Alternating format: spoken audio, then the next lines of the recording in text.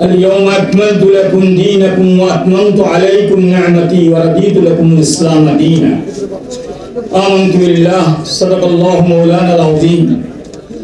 وعن عباس بن عبد المطلب رضي الله تعالى عنه قال قال رسول الله صلى الله عليه وسلم ذاك طعم الإيمان من رضي بالله ربا وبالإسلام دينا وبمحمد نبيا أو كما قال رسول الله صلى الله عليه وسلم बरसाएंगे जब ही खून दिल और खून जब रहम देखेंगे तब ही मुखल मोहब्बत में समर है।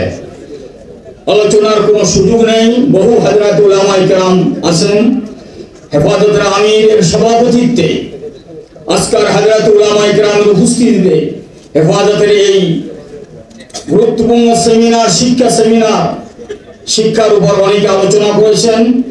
মূল কথা হচ্ছে দেশে আমরা 92 জন মুসলমান আর 8 জন হচ্ছে অমুসলমান।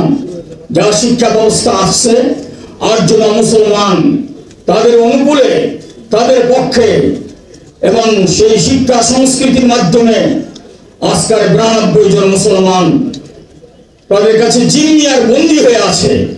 এখান থেকে উদ্ধার করার যে প্রোগ্রাম হাতে নিতে হবে অত্যন্ত গভীর চিন্তার সাথে আমাদের প্রত্যেকটি মুসলমানের অন্তর থেকে আল্লাহর রুবুবিয়ত আল্লাহর উলুহিয়ত চিরদিনের জন্য মুছে দেওয়ার ষড়যন্ত্র চলতেছে। আজকের ইসলাম যে একটি পূর্ণাঙ্গ জীবন ব্যবস্থা তা একেবারে যেন ভুলে যায় আমাদের কলিজার টুকরা সন্তানরা। আর রাসূলের নেতৃত্বতে একেবারেই নাই ময়দানে। আসুন এই জন্য ঐক্যবদ্ধভাবে আমাদেরকে এমন কিছু করতে হবে, এমন কিছু প্রোগ্রাম নিতে হবে, আমাদের প্রত্যেকটি কলিজার টুকরা সন্তানকে উদ্ধার করতে হবে, প্রত্যেকটি মুসলমানকে সোচ্চার হতে হবে, এদেশের প্রত্যেকটি মুসলমানের গৃহকে একটি আদর্শ কোরআনী মাদ্রাসায় পরিণত করতে হবে। এর মাধ্যমে আমরা দেশ এবং জাতিকে উদ্ধার করতে পারবো ইনশাআল্লাহ।